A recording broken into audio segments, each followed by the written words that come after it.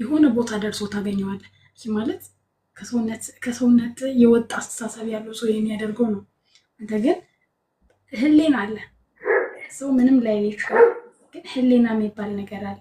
ህሊና ሰላም የሚያገኝበትን ነገር አድርገህ ትንሽ ነገርን ቢሆን ብትሰራ ያቺ መሰራት ነገር ላይ በቃ ፍትሃዊ አድርገህ ስራ። በቃ እመቤቴን ነው የምልህ። በትንሽ ያልታመነ በትልቅ አይታመንም። የሆነ ኢቭን አይደለም ፈጣሪ ሰው እንኳን ሊታዘብህ የሆነ አደራ ይሰጣል።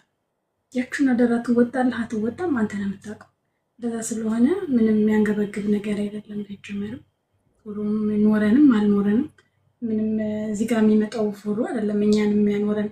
ጊዜያችን ለመጠቀም ጊዜያችን ለማሳለፍ ለአንዳንድ ነገር በተጓዳኝም ደግሞ አሁን ሁሉም ስራ ኦንላይን ስለሆነ ቢዝነሱ የኦንላይን ስለሆነ ሰው የለም። ኧረ በእናታችሁ ሶስቱን አስወሰዳችሁ የሆነ ነገር ጣሉ። በመጨረሻ እኮ ይሄንን ነው ያለበት።